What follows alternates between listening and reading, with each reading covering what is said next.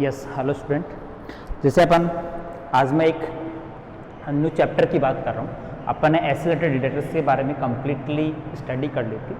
मैं आपके पास एक न्यूक्लियर इंटरेक्शन की स्टडी करने के लिए, मतलब न्यूक्लियर इंटरेक्शन न्यूक्लियर फोर्स, एक बेसिक सी चीज़ है इसमें कि न्यूक्लियस से अपना मीनिंग क्या है कि यूनिवर्स का एक स्मॉल रीजन है, ठीक है, ऑफ डायमेंशन ऑर्डर 10 की power -15 metre is not the Fermi.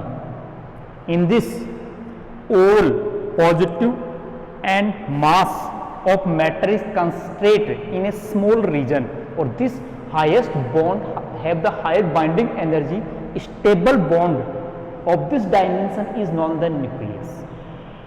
ठीक है, कि अपने पास इस मैटर का एक स्मॉल, यूनिवर्स का सबसे स्मॉल रीजन है जिसमें हाई डेंसिटी होता है, हाई बाइंडिंग एनर्जी होती है और एक स्टेबल सिस्टम होता है, ठीक है, और मैटर का कंप्लीटली पॉजिटिव चार्ज और mass constant in small region of this nucleus of this matter, ठीक है। तो अपन एटम के अंदर एक शोर्स रीजन को अपन डिफाइन करते हैं जो न्यूक्लियस करते हैं। तो ये न्यूक्लियर इंटरेक्शन, जैसे नेचर के अंदर अपन कई टाइप की इंटरेक्शन की स्टडी करते हैं, ठीक है, gravitational interaction, nuclear interaction, electromagnetic interaction और वीक इंटरेक्शन, जैसे अपन वॉन डर वाल्स इंटरेक्शन है, डाइपोल डाइपोल मोमेंट इंटरेक्शन होता है।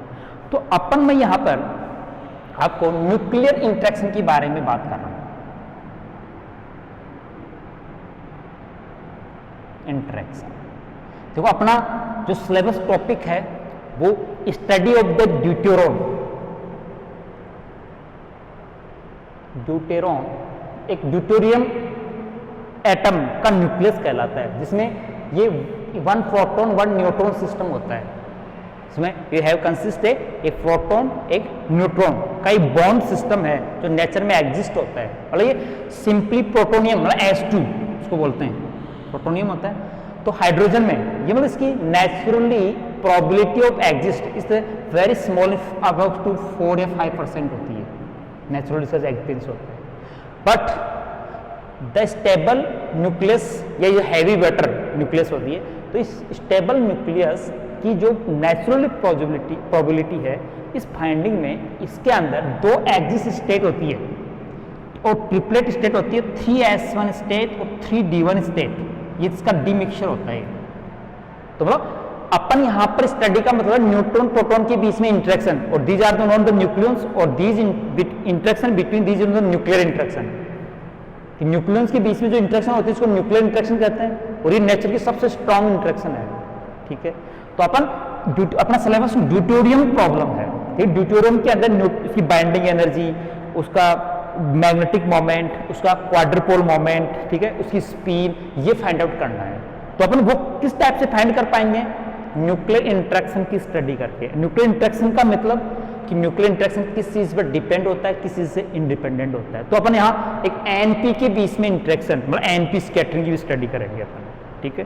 तो अपन मैं यहाँ न्यूक्लियर इंटरेक्शन की एक स्मॉलली इंट्रोड्यूस कर रहा हूँ कि न्यूक्लियर इंटरेक्शन की क्या क्या कैरेक्टरिस्टिक होती है, ताकि अपन उसको फिर ड्यूटेरियम एक सैंपल लेके उसको अपन डिफाइंड करेंगे, मतलब प्रूफ करेंगे। तो न्यूक्लियर इंटरेक्शन का सबसे पहला कैरेक्टरिस्टिक पॉइंट है कि शॉर्ट रेंजी होता है, ठीक है, एंड अट्रैक्टिव। मतलब इसका नेचर है कि nuclear interaction is a short interactive in comparison other interactions. जैसे अपन gravitational interaction also be less far away but are exist in the other far away. Electromagnetic interaction also be exist in this range but are negligible in comparison to this interaction. तो अपने पास इसका जो first criteria है वह है short range, जिसका अपन practically attractive. इन दोनों का प्रैक्टिकली एविडेंस क्या है? स्टेबल न्यूक्लियस, कि न्यूक्लियस का साइज जो डायमेंशन है वो एक फाइनाइट ऑर्डर से अबव नहीं होता, चाहे इसका एटॉमिक नंबर कितना इंक्रीज कर लो आप।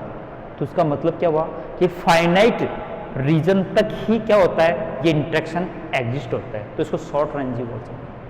अट्रैक्टिव, ये अट्रैक्टिव है तभी तो बॉन्ड जो इंटरेक्शंस के द्वारा न्यूक्लियस से bond stable high binding energy process करते हैं। सेकंड प्रॉपर्टी है चार्ज इंडिपेंडेंट। ये चार्ज इंडिपेंडेंट होता है, इंडिपेंडेंट, डिपेंडेंट नहीं। तो मतलब चार्ज पर डिपेंड नहीं करता, जबकि न्यूक्लियस में दो टाइप के न्यूक्लियन होते हैं, एक न्यूट्रल पार्टिकल होते हैं, एक पॉजिटिव पार्टिकल होते हैं, जो प्रोटॉन कहते हैं, न्यूट्रॉन कहते हैं। तो मतलब ये चार्ज इंडिपेंडेंस का अपने पास क्या एविडेंस है, जिसको अपन प्रूव भी करेंगे आगे अपने ड्यूटोरियन प्रॉब्लम जो स्कैटरिंग के बेसिस के ऊपर अपन इसका प्रूव भी करेंगे, जो प्रोटॉन प्रोटॉन स्कैटरिंग के द्वारा। ठीक है, तो अपन चार्ज इंडिपेंडेंसी का अपन प्रैक्टिकल एग्जांपल ये है कि अपन कई टाइप के सैंपल्स एग्जांपल लेते हैं, जिसमें एक न्यूक्लियस है which have the large number of neutron in comparison to proton. Second nucleus है in which both are numbering of proton neutron are same. Third is condition the proton is greater than neutron. ये तीन type की nucleus अपन लें, ऐसे nucleus possible है so number of neutron and proton are equal, some type nucleus, and also exist in which number of neutron greater, or these are possess the neutron accessing instability and decay process and fusion reactions अपन करते हैं।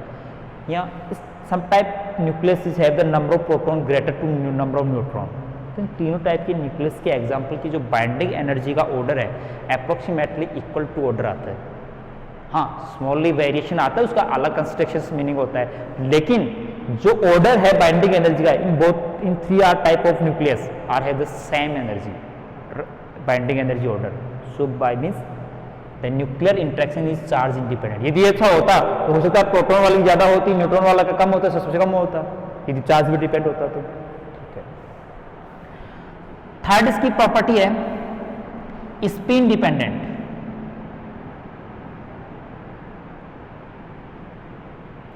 ये spin पर depend करता है, जिसका example है hydrogen की दो स्टेट ऑर्थो और पैरा, ऑर्थो हाइड्रोजन और पैरा हाइड्रोजन,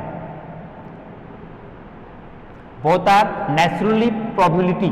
तो नेचुरली जो फाइनाइट प्रोबेबिलिटी है in this the ortho is the 75% in the para is only 25%। मतलब ortho means both are nucleons are the same spin or in this are the opposite spin, but triplet state and singlet state.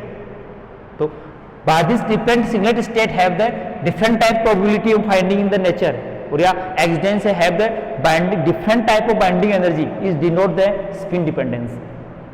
कि दोनों की binding energy different होने का meaning है कि वो spin पर डिपेंडेंट होता है, जिसको अपन स्कैटरिंग अपने स्कैटरिंग फेनोमेना में एक ड्यूटोरियन सैंपल के लिए अपन इसको क्या करेंगे, प्रूफ करेंगे। नेक्स्ट चलते हैं, ये सैचुरेशन फोर्स होता है,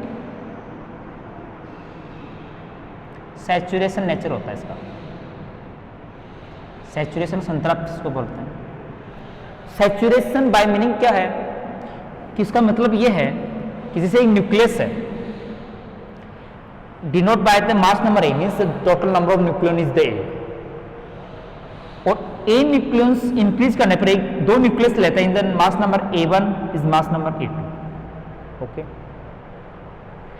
इसमें अपन नंबर ऑफ जो बॉन्ड्स हैं वो होगा A1 A1 -1, मतलब each nucleus are interact each other, यदि एक दूसरे से क्या करते हैं, इंटरेक्ट करते हैं, तो number of possible bonding between the nucleons is the defined by the A and A-1। okay. अपन एक एग्जांपल पर चाहे अपन दोनों का कॉमन में इज प्रोपोर्शनल A-1, तो मींस बाइंडिंग जो एनर्जी है is should be proportional to A square. यदि ऐसा है कि all nucleons are interact each other, सबसे इंटरेक्ट करते हैं, सैचुरेट नहीं है, जितने न्यूक्लियन होंगे उतने ज़्यादा इंटरेक्शन होंगे, तो बाइंडिंग उतनी ज़्यादा होनी चाहिए। But by that binding per nucleon जो बाइंडिंग एनर्जी स्टेबिलिटी जो ग्राफ है वो इस चीज़ को जो कॉन्ट्रावेंसी है वो प्रोड्यूस करता है। तो प्रैक्टिकली बाइंडिंग एनर्जी जो ग्राफ है वो इस प्रोपोर्शन नहीं, A is the per nucleon मतलब AB/A इज द कांस्टेंट आता है, तो मतलब binding energy only proportional to A होती है। तो इसका डायरेक्ट मीनिंग है कि all nucleus are not interact each other, only near neighbourhood nucleus are interact by the one nucleon, other nucleon are interact, मतलब सैचुरेशन प्रॉपर्टी प्रोसेस करता है।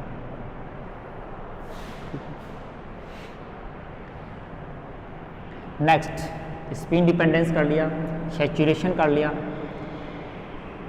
देखो अपने पास ये एक्सचेंजिंग नेचर भी करता है, एक्सचेंजिंग पोटेंशियल भी कहते हैं, जैसे हाइगेन पोटेंशियल है, बार्लेट पोटेंशियल्स है, कई टाइप के एक्सचेंजिंग पोटेंशियल। मतलब एक एक्सचेंजिंग का मतलब क्या होता है, जैसे अपन विनिमय एक बास्केटबॉल के एग्जांपल के द्वारा बताते हैं कि एक्सचेंजिंग नेचर, इसका फोर्थ या फिफ्थ जो टाइप आया एक्सचेंजिंग नेचर। ये एक्सचेंजिंग नेचर ये बताता है कि न्यूक्लियस के बीच में, जैसे दो बास्केटबॉल्स के बीच में इंटरेक्शन अट्रैक्टिव रिपल्स का फाइंड होता है, तो मोमेंटम या पार्टिकल जो एक्सचेंजिंग है, मास एक्सचेंजिंग है by thrown and by the skate, छीन के और फेंक के देना में फर्क है। तो बास्केटबॉल युका पोटेंशियल जो न्यूमॉन बाइसिंग या जो न्यूमॉन एक्सचेंजिंग थ्योरी के, न्यूमॉन थ्योरी बोलते हैं उसको, बोसॉन थ्योरी कहते हैं, उसके द्वारा इसको एक्सचेंजिंग नेचर प्रूव किया गया। नेक्स्ट है एक्सचेंजिंग नेचर होता है, ये नॉन सेंट्रल फोर्स होता है, फोर्स मतलब नॉन सेंट्रल नेचर होता है, सेंट्रल फोर्स नहीं होता। वैसे सेंट्रल फोर्स का क्या नेचर होता है कि force F is the central, then is represented by this form plus minus is the archive, where magnitude is function of the distance of the center of observation point, the center of the part from the center of particle और center के बीच में, मतलब action lines, मतलब हर condition में से एक path है, इस पाथ की डिफरेंट पोजीशन हो सकती है पार्टिकल की, but acting force toward to always a fix point, मतलब action lines are passing to from a fix, may be repulsive may be attractive, ये पॉसिबल है सेंटर फोर्स, लेकिन action lines always pass from a fix point is not the centre force, but this force is only valid when the spherical symmetric potential possessed by the nucleons binding या nuclear interaction, और at this condition due to the center spherical symmetric potential exists in the nucleus, then quadrupole moment of the nucleus should be always zero, but some nucleus are possess the finite value of the quadrupole moment, maybe negative and positive both are values, ठीक है। Oblate prolate जो अपने state अपन बताते हैं, configuration बताते हैं, तो इसका मतलब है finite value of quadrupole moment having in the nucleus is denote the nuclear interaction is a non-central interaction। तो अपने इतने टाइप की जो प्रॉपर्टीज है, इनको अपन डिफरेंट टाइप के एड्जॉर्प्शन पोटेंशियल, जैसे अपन nucleus potential, square well potential, spherical symmetric potentials, exponential potentials, Yukawa potentials, कई टाइप के पोटेंशियल्स प्रपोज्ड किए गए न्यूक्लियस रीजन के इंटरेक्शन को डिफाइन करने के लिए, ठीक है। तो वो अपने पास यहाँ जो इन सभी टाइप के करैक्टरिस्टिक्स पॉइंट को एक्सप्लेन करने के लिए सबसे पहले कि अपन सैंपल लेते हैं, और उस सैंपल को अपन डिफरेंट टाइप के प्रपोजल जो पोटेंशियल्स है उनके बेसिस पर अपन उसका थ्योरेटिकली क्वांटम मैकेनिकली स्टडी करेंगे, और जो आउटपुट है वो इनकी करैक्टरिस्टिक्स से मैच होंगे। तो देखिए सबसे पहले हम सैंपल कौन सा ले रहे हैं, ड्यूटेरॉन, प्रॉब्लम है अपनी, और ड्यूटेरॉन में न्यूक्लियर इंटरेक्शन की स्टडी करना ही अपनी प्रॉब्लम है।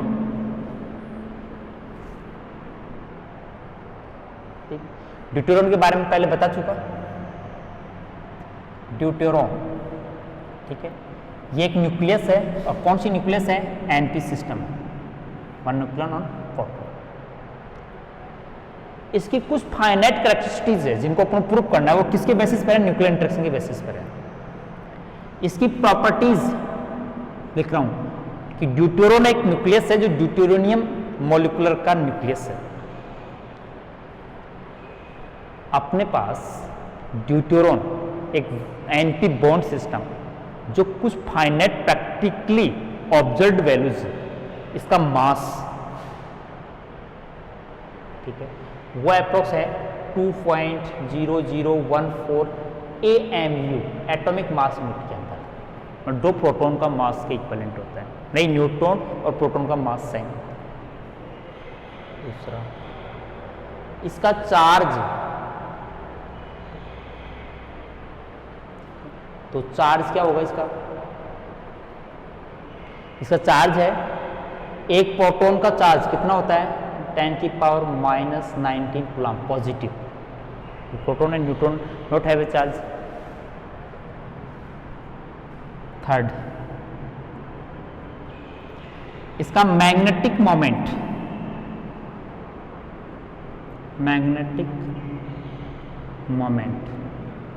ठीक है, so the spinning and orbital motion, according to Shell model, nucleons also we have the with orbital structure the spinning motion। तो उसका मैग्नेटिक मोमेंट जो न्यूक्लियर मैग्नेट्रॉन के ऑर्डर में आता है, ठीक है, और न्यूक्लियर मैग्नेट्रॉन की ऑर्डर में इसकी वैल्यू है 0.085 न्यूक्लियर मैग्नेट्रॉन, शायद 0.85 है। 0.85 स्टैटिकली जो वैल्यू है वो आप फिर भी एक कन्फर्म एक बार कर लेना, आप जो बुक्स में नोट्स में 0.857 न्यूक्लियर मैग्नेट्रॉन प्रैक्टिकली ऑब्जर्व किया गया है, ठीक है। फोर्थ, इसका क्वाड्रूपोल मोमेंट, क्वाड्रूपोल मोमेंट भी फाइनाइट वेरी स्मॉल वैल्यू, ठीक है, वो 0.285 के समथिंग स्टैटिकली 10⁻⁻30 ऑर्डर का आता है, शायद 30 अब कूलम सेंटीमीटर या मीटर स्क्वायर में है, सेंटीमीटर स्क्वायर में आता है।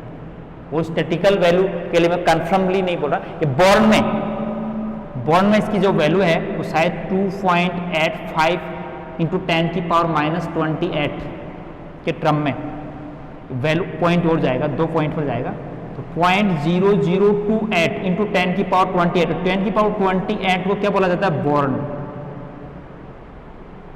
बॉर्न ऑर्डर में एक very small value is practically found in the deuterium, interaction is non-central मासा। इसका मैग्नेटिक स्पिन मोमेंटम या अपने इसका ऑर्बिटल मैग्नेटिक मोमेंटम, ऑर्बिटल या टोटल एंगुलर मोमेंटम, क्या बस सम ऑफ द स्पिन मोमेंटम लिख लें कि एंगुलर मोमेंटम नंबर जे, या इसमें यहां डिफाइन करते हैं आई से, इज द ऑल, ठीक है। और ऑर्बिटल एंगुलर मोमेंटम यदि डिफाइन करें तो इन द एस का डायमेंशन, ठीक है, मतलब टोटल एंगुलर मोमेंटम नंबर इसका जो है क्वांटम नंबर बोलते हैं वो होता है 1, ठीक है, और इसका स्पिन जो नंबर है वो भी ऑलवेज वो 1 है।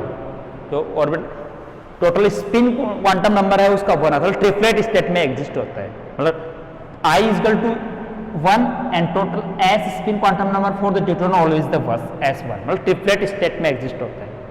और टोटल एंगुलर मोमेंटम JV = क्या होता है? 1। और इसका अपन मैग्नेटिक मोमेंट आ गया, क्वाड्रूपोल मोमेंट आ गया, चार्ज आ गया, मास आ गया, एंगुलर मोमेंटम आ गया, पेरिटी इज द इवन। इसकी पेरिटी जो प्रैक्टिकली है, पेरिटी इज इवन मीन्स 0 2 3 4 करते हैं, इज द इवन। तो ये सब कैरेक्टरिस्टिक्स है किसकी? ड्यूटेरियम की। स्टैटिकली जो वैल्यूज है वो फिर एक बार मैच कर लेना बुक से, इस परफेक्टली मैंने राइट किया, ठीक है, कि ये स्टैटिकली पैरामीटर्स एक कैरेक्टरिस्टिक ऑफ ड्यूटेरियम के पॉइंट्स हैं। कभी छोटा क्वेश्चन आए कि राइट द कैरेक्टरिस्टिक्स या प्रॉपर्टीज ऑफ द ड्यूटेरियम, तो आपको 6-7 पॉइंट्स आप इसकी वैल्यूज लिखनी है, ठीक है। इनको अपन प्रूव करना चाहते हैं, और किसके द्वारा? By the study between the neutron proton interaction, मतलब न्यूक्लियर इंटरेक्शन की स्टडी करके, ठीक है। तो ये है अपने पास ड्यूटेरियम प्रॉब्लम की ये सारी जो कैरेक्टरिस्टिक्स है इनको प्रूफ करना है अपना, इससे मीनिंग है अपना ड्यूटेरियम प्रॉब्लम। तो देखो इसका क्वांटम मैकेनिकली ट्रीटमेंट करेंगे कि deuterium problem is solve out. Quantum treatment, quantum mechanical analysis. तो क्वांटम मैकेनिकल एनालिसिस की टास्क प्रोसेस क्या है? कि we find the state function corresponding to our study system. Deuteronium का स्टेट फंक्शन फाइंड आउट करना होगा, क्योंकि स्टेट फंक्शन की प्रॉपर्टी होती है कि दिस कंसिडर, वो स्टेट और टाइम टी है, स्टेशनरी स्टेट फंक्शन होता है तो केवल is the function of the state position R का स्टेशनरी स्टेट सॉल्यूशन होता है। तो अपन उस साइड में all information are include about to system, उस सिस्टम के रिलेटेड ऑल इंफॉर्मेशन में इंक्लूड होती है। ये मे बी कॉम्प्लेक्स हो सकता है, complex, but no have significant without operating या विदाउट मल्टीप्लाई एनी फंक्शन। इसका कोई फिजिकल मीनिंग नहीं होता सिंगल का, लेकिन इस पर जब मल्टीप्लाई अदर फंक्शंस या इस पर ऑपरेटर ऑपरेट करते हैं तो कॉरस्पॉन्डिंग वैल्यू आउटपुट देता है in the as a eigen equation. तो अपन स्टेट फंक्शन निकाले, उसका मोमेंटम, क्वाड्रपोल मोमेंट, उसका मास, सभी कैरेक्टरिस्टिक्स क्वांटिटीज फाइंड आउट कर सकते हैं। ये अपना क्वांटम मैकेनिकली ट्रीटमेंट टास्क है। तो ये स्टेट फंक्शन फाइंड कैसे किया जाए? By the solving Schrodinger equation. जैसे as a atomic electrons correspond Schrodinger equation करके इसका स्टेट फंक्शन फाइंड करते हैं। तो न्यूक्लियॉन्स भी have the motion, have the finite energy, so write the Schrodinger equation for this nucleon या nucleon system and solve by solving these equation you find the state function of the nucleon system। Use nucleon के लिए, system के लिए neutron proton का system है, उसके लिए single state जो श्रोडिंगर इक्वेशन फाइंड करके उसका सॉल्यूशन कर लेंगे तो स्टेट फंक्शन आ जाएगा। ये अपना क्वांटम मैकेनिकली टास्क है। तो अपन ड्यूटेरोन के लिए देखो टू पार्टिकल सिस्टम है, इसका पहले कहते बाद में अपन यूज करेंगे। अभी मैं सिंपली केवल आपको मैथोलॉजी बता रहा हूं कि अपन आगे क्या एनालिसिस करने जा रहे हैं कि अपन क्वांटम मैकेनिकली ड्यूटेरोन प्रॉब्लम को सोल्व करने जा रहे हैं। और क्वांटम मैकेनिकली ट्रीटमेंट की टास्क ये है कि अपन उस सिस्टम का श्रोडिंगर इक्वेशन राइट करेंगे और श्रोडिंगर इक्वेशन को bye the using boundary condition से उसको सोल्व आउट करेंगे और उस स्टेट फंक्शन की कैरेक्टरिस्टिक्स फाइंड आउट करेंगे। तो पहले मैं जनरली किसी सिस्टम के लिए श्रोडिंगर इक्वेशन क्या होता है वो राइट कर लेते हैं, फिर उसको ड्यूटेरोन के लिए अप्लाई कर देंगे। अभी ड्यूटेरोन के लिए क्या कंडीशंस रहेगी वो पता है कि ड्यूटेरोन टू पार्टिकल सिस्टम है, और अपन जब ये सिंपली से श्रोडिंगर इक्वेशन सिंगल पार्टिकल लिखेंगे two particle reduce mass concept से अपन कन्वर्ट करेंगे। उसकी बाइंडिंग एनर्जी भी स्मॉल है, नेगेटिव होती है, बॉन्ड सिस्टम है, तो वो भी अपन प्रूव करेंगे। तो मैं किसी जनरल सिस्टम के लिए पहले क्या कर लेते हैं कि ड्यूटेरोन प्रॉब्लम को सोल्व करना है। अपना टारगेट क्या है? Deuteron problem using the square well potential. अपना एज्यूप्शन भी क्या होगा इसमें? Square well potential. तो deuteron problem is solve out by the using the square well potential.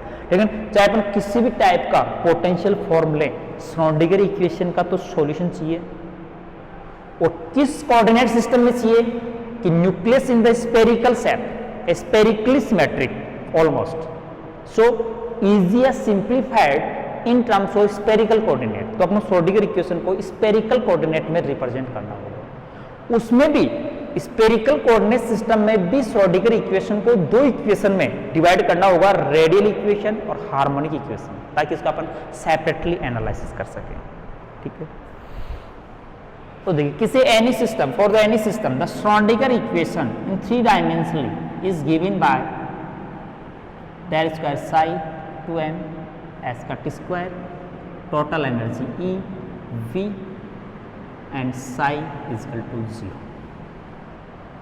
मैं ड्यूटेरोन के लिए नहीं, ड्यूटेरोन को ले तो उसको पहले अपन सोल्व आउट करके ड्यूटेरोन की कंडीशन, ड्यूटेरोन के लिए क्या कंडीशन, मेन चीज यही होगी कि अपन स्क्वायर वेल पोटेंशियल एज्यूम कर। पहले तो ड्यूटेरोन के लिए reduce mass, two particle system है, इसलिए ड्यूटेरोन का जो रिड्यूस मास है वो mp mn upon mn plus mp,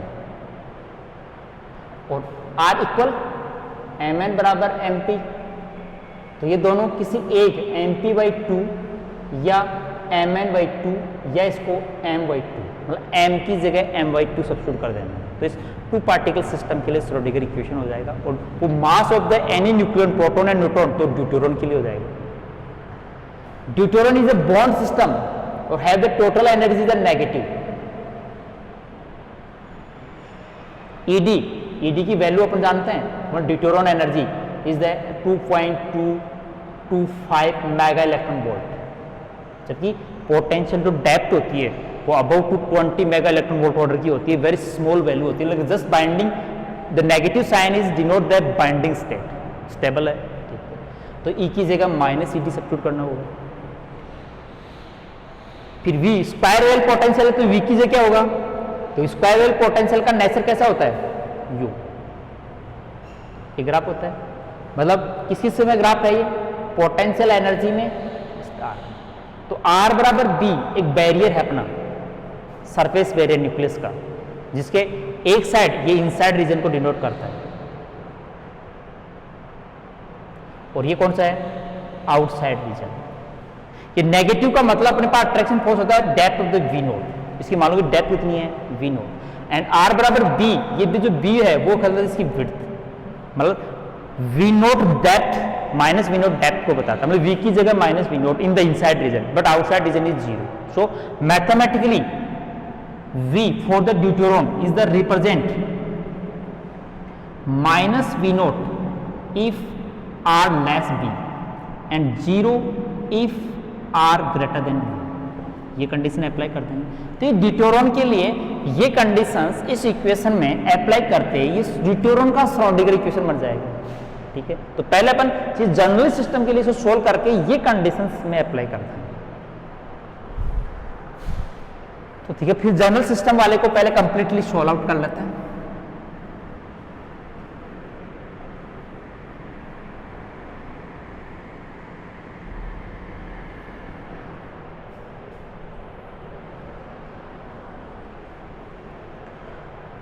देखो spherical coordinate, late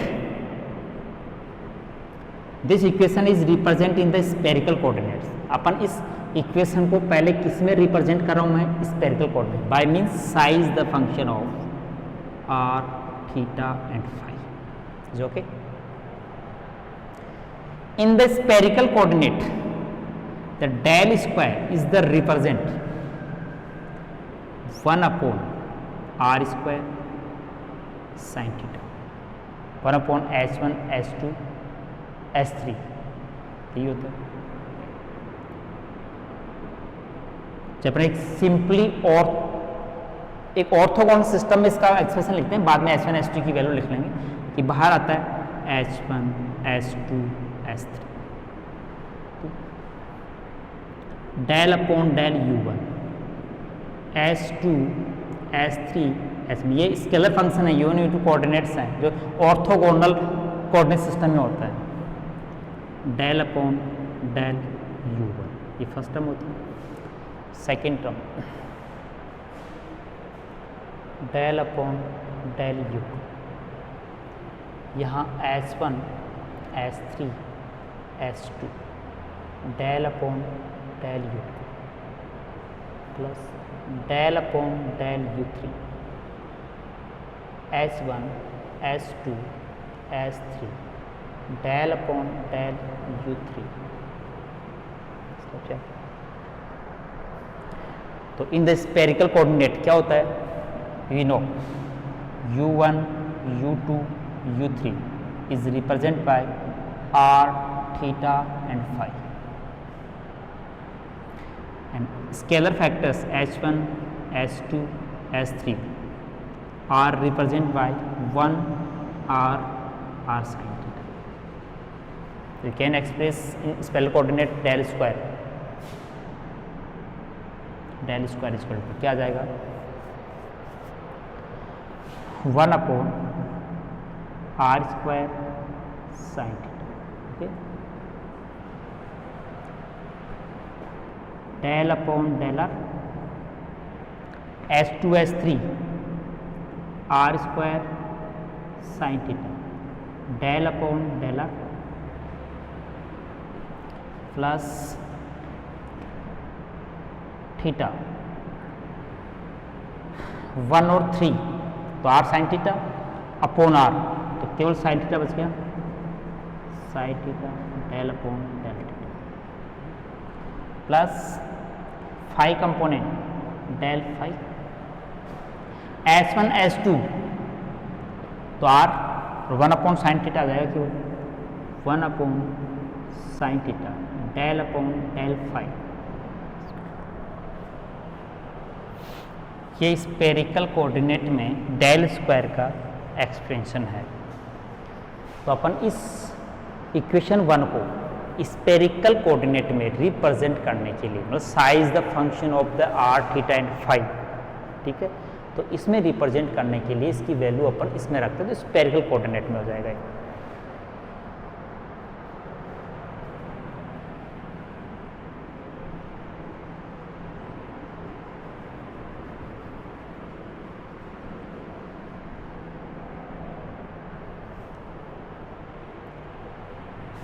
1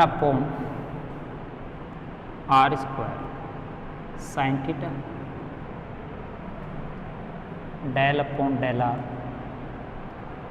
are square sine theta del R psi, यहाँ साई आर थीटा तीनों का फंक्शन है, plus second term del theta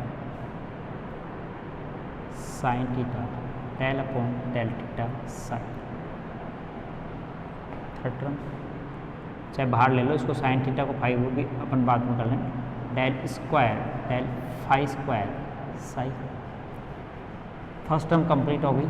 second 2n as cut square E minus R, ये radial function जो R पर depend कर रहा है अपन डिफाइन कर रखा है, साई इज इक्वल टू 0,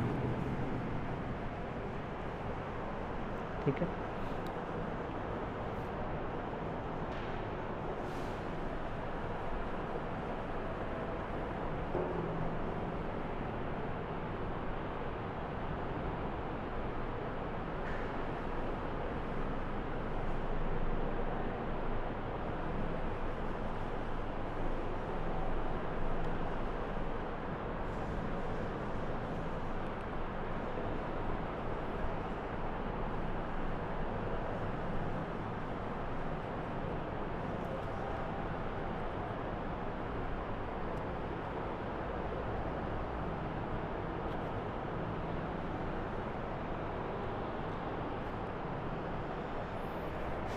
ठीक है, इसको आगे मैं रिप्रेजेंट में देखो, आर का डिफरेंशियल साइन थीटा बाहर आ जाएगा और मैं आर स्क्वायर साइन थीटा से मल्टीप्लाई भी करूँगा। तो फर्स्ट टर्म में केवल 1/r स्क्वायर बचेगा, डेल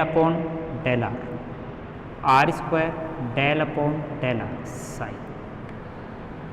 सेकेंड टर्म में भी साइन थीटा बाहर नहीं आएगा, इसमें रहेगा 1 + r स्क्वायर रहेगा और साइन थीटा भी रहेगा del theta sine theta del sine del theta. तीसरे से मल्टीप्लाई करेंगे तो 1/r square sine square theta del square sine del phi square 2n/s का स्क्वायर e माइनस डेडेड फंक्शन 1 साइज इक्वल टू।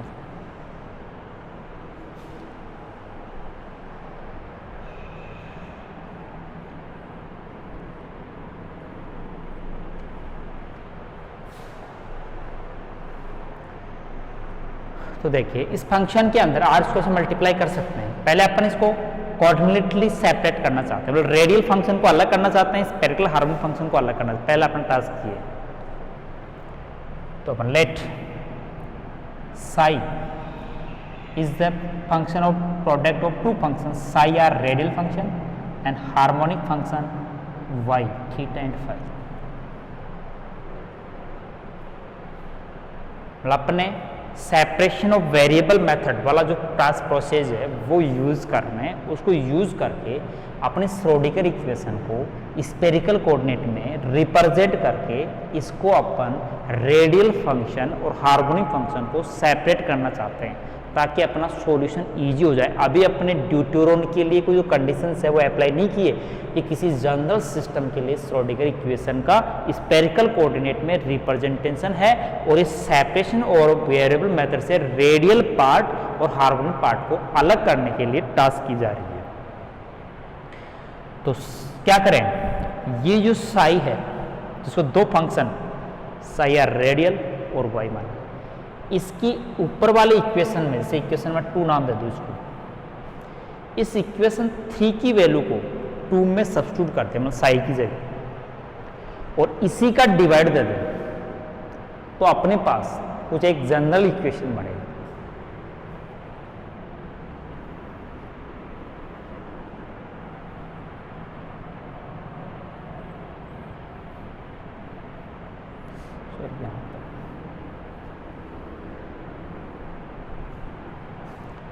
मेरे पास ये फर्स्ट में है del square psi del upon del R, R square del psi upon del R, plus 1 upon R square sine theta del upon del theta sine theta del psi upon del theta. पहले मैं नीचे रख लेता हूँ उसकी value को, फिर अपन ऊपर इसका सोल्व कर लें। तो फर्स्ट टर्म में ध्यान दो, साई की जगह 2 पार्ट आएंगे, साई आर और वाई, तो वाई तो बाहर आ जाएगा और साई आर रहेगा, तो रेडियल डिफरेंशिएशन। फिर नीचे डिवाइड दे रहे साई आर वाई का, तो वाई से वाई कैंसिल होगा, साई आर बच जाएगा, तो 1 upon R square psi R del upon del R, R square del psi R upon, first term हो गई कंप्लीट। सेकंड में दो ऐसे क्या, या साई आर और वाई लिखेंगे, तो साई आर तो बाहर आ जाएगा, डिफरेंस कांस्टेंट है, वाई यहीं रहेगा। फिर साई आर में फिर साई आर और वाई का डिवाइड देंगे, तो साई आर कैंसिल हो जाएगा, वाई वाला फंक्शन बच जाएगा, तो नीचे R square sine theta Y theta and phi, del upon del theta sine theta del Y theta and phi del theta. Second term हो गई कंप्लीट। थर्ड टर्म, यहाँ डबल डिफ्रेंसिएशन है, साई आर वाई रखेंगे तो वही psi R बाहर आ जाएगा, साई आर वाई का डिवाइड किया, साई आर कैंसिल, वाई वाला पार्ट बच जाएगा, वाई पर डिफरेंशिएशन रह जाएगा, तो 1 upon R square sine square theta Y theta and phi del square del phi square function differentiation Y theta and phi. ठीक है, अब लास्ट टर्म में यहाँ साई की जगह वैल्यू रखेंगे, इसका डिवाइड में कुछ कैंसिल हो जाएगा, ये 2m अपॉन एच का square E minus radial equal to 0। Sorry, आपको जो इक्वेशंस है, लास्ट वाली टर्म जो अपने है एजिटिव है, ये जो लास्ट वाली टर्म मैंने लिखी है वो एजिटिव है, ऊपर इसमें साई आर का ही डिवाइड लग गया, साई का है, साई का डिवाइड लग गया, तो विदाउट केवल एजिटिव टर्म रखी हुई ऊपर लिख रहा हूं। इस इक्वेशन को पूरी को आर स्क्वायर से मल्टीप्लाई कर रहा हूं, del upon del R square del upon del R psi R, first term हो गई।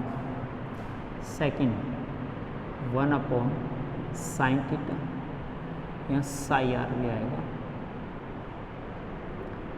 Y theta and phi del upon del theta sine theta Y theta phi upon del theta. Second term हो गई। Third term 1 upon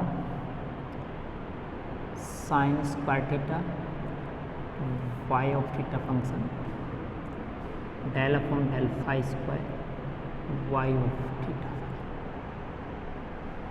ठीक है, last वाली term थी अपने पास एजिटिव 2m H cross square E minus V R equal to 0।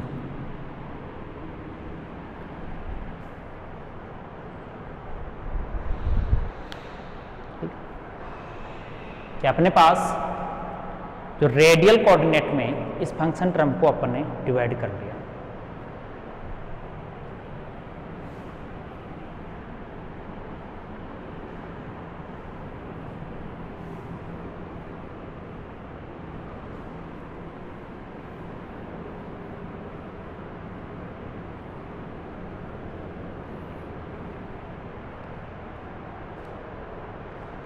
तो अब इस इक्वेशन में देखिए, जो फर्स्ट टर्म है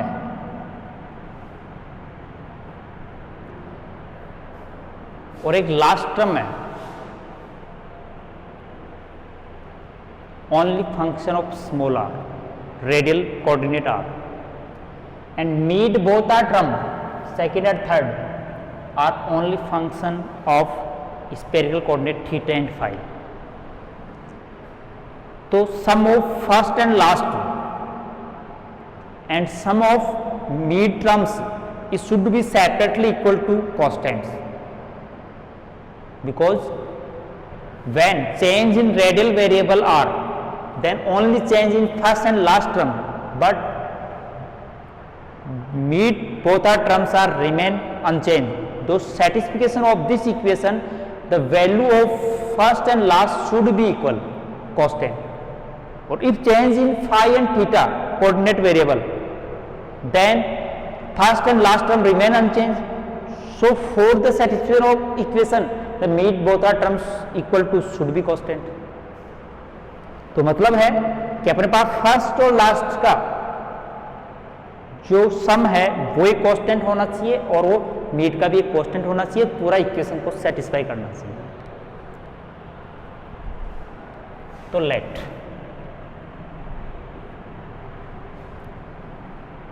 1 upon psi r del upon del r r square del psi r upon del r plus 2m s का t square e minus V R equal to इसके बराबर एक कांस्टेंट, लेकिन specially terms constant L L plus one.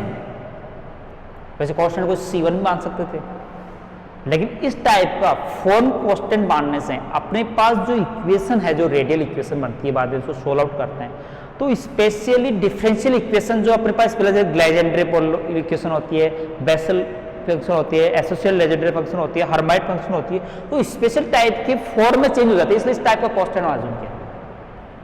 तो यदि इस दो first और लास्ट टर्म के बराबर अपन ने क्या मान लिया, एल एल प्लस वन मान लिया, तो the equal to both are mid terms equal also be minus L L plus one, तो for the satisfaction of the above equation, तो then 1 upon sine theta Y theta phi del upon del theta sine theta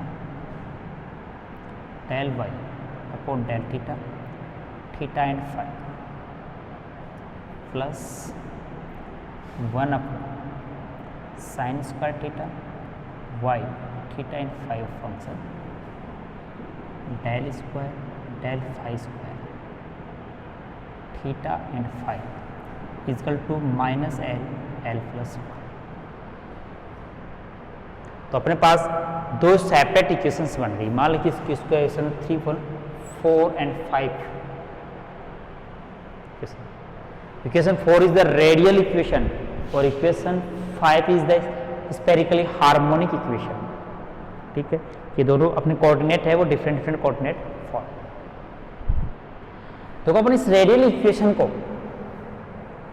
जो represent है वो अपने इस simply form में you में कर लेते हैं, और जो स्पेरिकल फंक्शन है इसका रिप्रेजेंटेशन अलग कर लेते हैं। तो दोनों का जो सोल्व आउट अलग अलग, ये अपने पास लेजेंडरी पोलिनोमियल के टर्म में आती है, जिसका एसोसिएट लेजेंडरी पोलिनोमियल के टर्म में आता है इक्वेशन 5 का सॉल्यूशन, और इक्वेशन 4 का एक रेडियल इक्वेशन सॉल्यूशन आता है। ठीक है, जनरली जैसे अपन एक श्रोडिंगर या लाप्लास इक्वेशन का सॉल्यूशन का फॉर्म आता है वैसा इसका आता है। तो ऐसे इसमें एक बार रेडियल इक्वेशन को कन्फर्म लिख दूं कि देखो पूरे को साई आर से मल्टीप्लाई कर लो। Equation 4 from equation 4 psi R से मल्टीप्लाई कर रहा हूँ, del upon del R square del psi R plus 2n S का T square E minus V R, वो भी माइनस एल प्लस 1 आ जाएगा और दोनों पर मल्टीप्लाई क्या आएगा psi R equal to 0। Equation 4 को सिंप्लीफाइड करके लिखा है, इस टाइप की रेडियल इक्वेशन। इसका अपन दो टर्म है जी, यू वी से इसका दो टर्म भी बना सकते हैं। तो एक बार आर स्क्वायर को कांस्टेंट रख लो तो del square psi R del R square, और एक बार आर स्क्वायर का डिफरेंस 2r आ जाएगा तो del psi upon del R plus ये अपने पास एडजेक्टिव रह जाएगी 2n S cross square E minus V R minus L plus 1 और साई आर इजकल टू 0।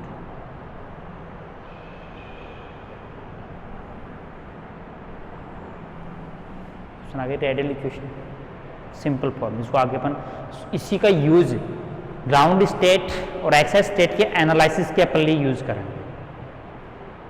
वैसे अपन स्पेरिकल जो इसका सॉल्यूशन रेडियल फॉर्म में आएगा, ठीक है, जैसे अपने लाप्लास इक्वेशन का आर की पावर एल और आर की पावर एल माइनस 1 के टर्म में आता है, ऐसे रेडियल एक्सपेंशियली सॉल्यूशन आता है। जो एक बेसल टाइप की इक्वेशन स्पेशली बनती है, इसका मोर देन अपन कॉम्प्लिकेट सॉल्यूशन निकालते हैं, लेकिन अपन को तो स्पेशली सैंपल ड्यूटोरन के लिए इसको सिंप्लीफाइड करके निकालना पड़ेगा। इक्वेशन 5 को कैसे लिख सकते हैं?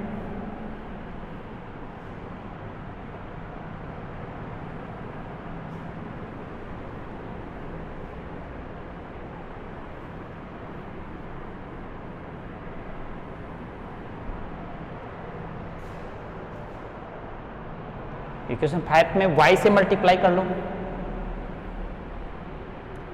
तो 1 upon sine theta del upon del theta sine theta del y upon del theta, theta and phi का variable plus 1 upon sine square theta, y से मल्टीप्लाई कर दिया del square Y of function theta and phi del phi square आ गया, इधर line तो plus हो जाएगा एल एंड एल प्लस 1 और ये मल्टीप्लाई किससे हो जाएगा Y theta and phi equal to 0। तो ये स्पेरिकल हार्मोनिक इक्वेशन बन गई, जिसको अपन स्पेशली एसोसिएट लेजेंडरी फंक्शन, इसमें भी जो दो वेरिएबल है पहले इसको सेपरेट कर लेते हैं। कैसे करते हैं इसको सेपरेट सा सॉल्यूशन कि जो y है is the function of theta and phi, तो इसको दो अलग अलग फंक्शन नोट कर लेते हैं। कोई function s is the theta मान लो, एंड कोई फंक्शन अपन फाई का कैपिटल लेते हैं is the function small variable phi. कोई फंक्शन अपन फाई 1 फाई 2 भी ले सकते हैं इस, but s is the function only theta and phi cut is the function of the phi variable. इसकी वैल्यू इसी में रखेंगे, इसी का डिवाइड देंगे तो अपने पास जैसे अपने पहले साई आर और y में उसी की वैल्यू रखी उसी का डिवाइड दिया था, दो इक्वेशन में डिवाइड हो गई थी रेडियल और हार्मोनिक इक्वेशन में। तो सेम इसी टाइप से यदि जब y की वैल्यू इस इक्वेशन में सब्स्टिट्यूट करके इसी का अपन डिवाइड करेंगे तो अपने पास दो इक्वेशन बन जाएगी, जो एक फाई इक्वेशन और एक थीटा इक्वेशन। फिर जो थीटा वाली इक्वेशन एसोसिएट लेजेंडरी इक्वेशन में कन्वर्ट हो जाती है, वो सिंपली एसएसएम इक्वेशन में कन्वर्ट हो जाती है। तो सिंपली एसएसएम एक्सपोनेंशियल ई की पावर आईटा एम फाई सॉल्यूशन आ जाता है, और जबकि उसका एसोसिएट लेजेंडरी पॉलिनोमियल सॉल्यूशन आता है। तो दोनों का इस इक्वेशन इस 5 का जब अपन आगे एनालिसिस स्टडी करते हैं तो इसका स्पेरिकल जो हार्मोनिक सॉल्यूशन होता है Y phi theta equal to summation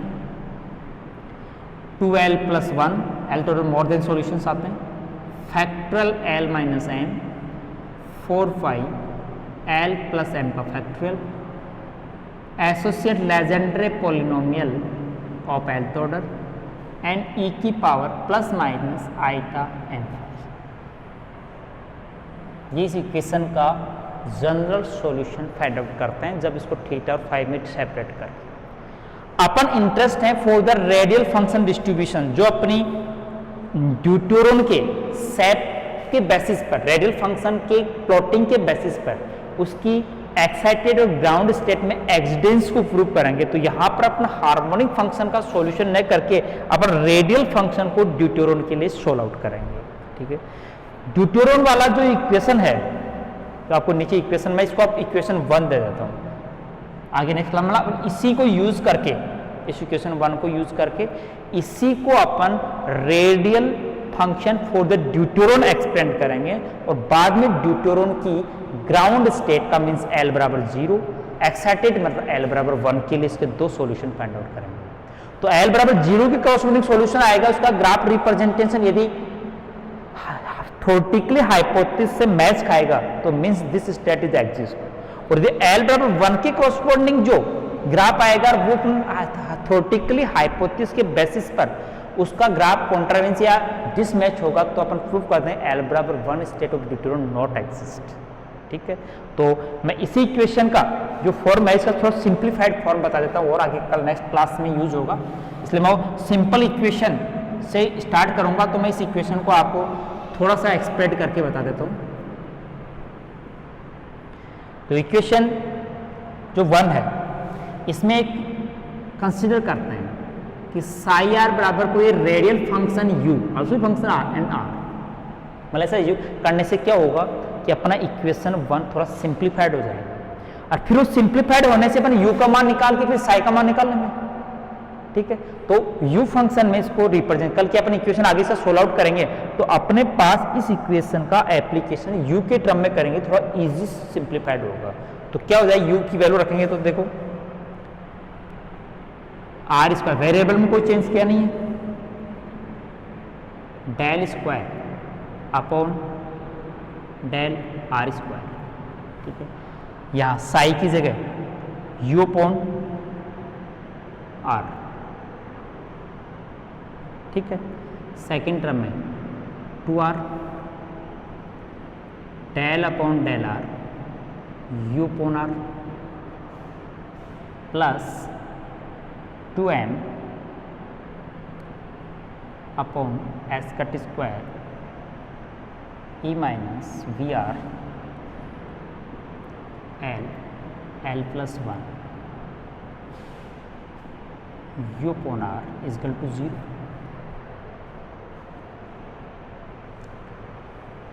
तो देखो इसको सॉल्व यू वी वाले फॉर्मूले से करते हैं। पहले मैं एक बार 1 अपॉन आर को कॉन्स्टेंट तो यू का डिफरेंशिएशन करेंगे, तो R del square U upon del R square. Second में माइनस 1 अपॉन आर स्क्वायर हो जाएगा तो आर स्क्वायर कैंसिल हो जाएगा, यू बाहर हो जाएगा। तो इसका डबल डिफरेंशिएशन है, तो यू भी एक बार सिंगल डिफरेंशियल ऑर्डर, ये डबल फर्स्ट वाले ऑर्डर नहीं सेकंड ऑर्डर डिफरेंशिएशन में ये। तो पहले बार 2 बार टर्म ऐसे काउंट करनी पड़ेगी डेल आर, पहले फर्स्ट ऑर्डर डिफरेंशिएशन करो तो इसमें 1 upon R D U upon D R first term आ गया, सेकेंड में माइनस 1 अपॉन आर स्क्वायर और U function as it is रह जाएगा, एक बार डिफरेंशिएशन ऑर्डर और करना होगा plus 2r।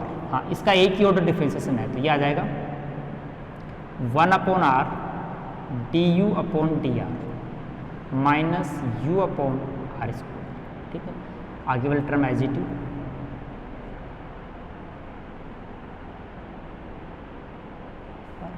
Minus L plus 1 U upon R equal to 0।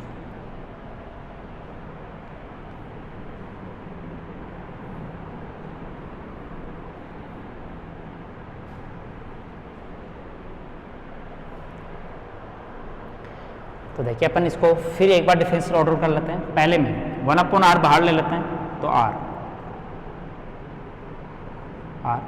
Del square U upon del R square.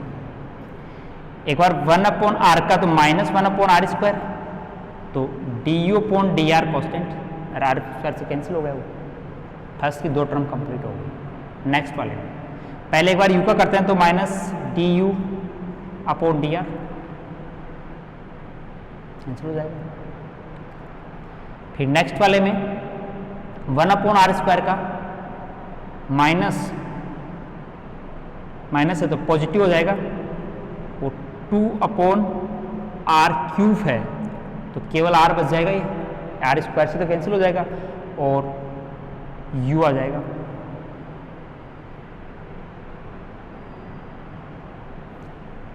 ठीक है, 4 टर्म कंप्लीट हो गई। नेक्स्ट वाले को मल्टीप्लाई कर लो, 2 del u/del r -2u/r plus 2m s का t square e minus vr minus l plus 1 u/,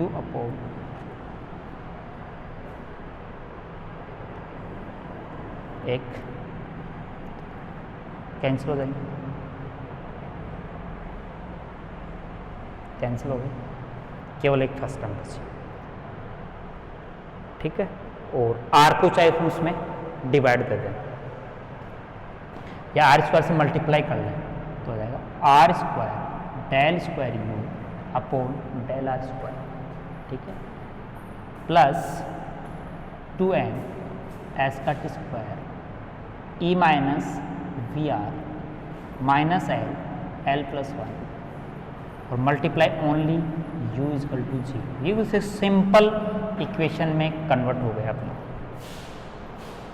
ठीक है, तो अब इसको अपन को ड्यूटेरोन की कंडीशन एग्जिस्ट करनी है, मतलब e की वैल्यू, m की वैल्यू और v की वैल्यू, तो ड्यूटेरोन की इनसाइड आउटसाइड के लिए अलग अलग रेडियल इक्वेशन उनका सोल्व आउट करना है। ठीक है, तो कल इस नेक्स्ट क्लास में ये होगा। असल इतना, ओके, थैंक्स।